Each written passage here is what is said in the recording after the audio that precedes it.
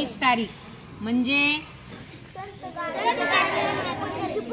संत गाडगे महाराजांची काय त्यांचा जन्म कोठे झाला? वऱ्हाडात शेनगाव येथे जन्म झाला त्यांना. आणि त्यांना आवड कशाची होती रे? कामाची आवड होती. पण ते काम कसं करायचे? मनापासून करायचे, नीटनेटके काम करायचे पहा. आणि ते काय करायचे बघा? कीर्तन करायचे. आणि कीर्तनातून काय सांगायचे रे?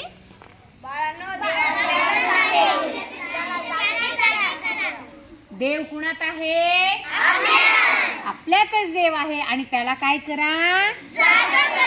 आजारी माणसं पडले तर काय करा म्हणायचे ते? औषधोपचार. पण पूर्वी लोक काय करायचे? कोंबडे बकरे बळी द्यायचे. ते संत गाडगे बाबांना आवडत होतं का? आवडत नव्हतं. म्हणून ते त्यांच्या कीर्तनामध्ये काय सांगायचे?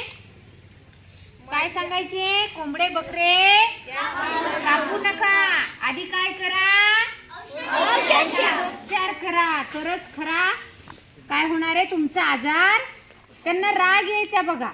ते गावाच्या गावी जायचे आणि काय करायचे सांगा? काय करायचे? भजन कीर्तन करायचे. पण त्या भजन कीर्तनामधून काय सांगायचे? काय सांगायचे? भजन कीर्तनामधून काय सांगायचे? त्यांच्या कीर्तनातून हेच उपदेश करायचे. संत जे उपदेश करतात ते संतच होते की नाही? की खरा देव कशात आहे? आपल्यात आहे. आणि माणसाने आपण प्रार्थना म्हणतो, माणसाने माणसाशी माणसासम वागणे. मानवता हाच खरा धर्म. खरी शिकवण देणारे हे संत श्रेष्ठ कोण? बघा त्या काळामध्ये संत गाडगे बाबांनी दगडात देव न शोधता कुणात देव शोधला? माणसात शोधला. आणि म्हणून आपण आज ती दररोज प्रार्थना घेतो शाळेमध्ये. की काय म्हणतो आपण? प्रार्थनेची पहिली ओळ काय आहे आपली? माणसाशी.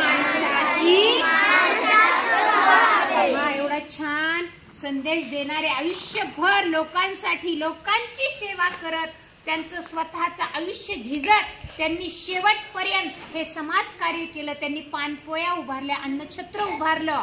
पहा लोकांच्या समाजाच्या सेवेसाठी. असे हे आज संत श्रेष्ठ कोण? संत गाडगे महाराज यांची काय आहे आज? आहे. आणि त्या निमित्तानेच आपण या ठिकाणी आता प्रत्येक जणाची मतं कशा पद्धतीने तुम्ही मांडणार आहेत आपण ते ऐकणार आहोत.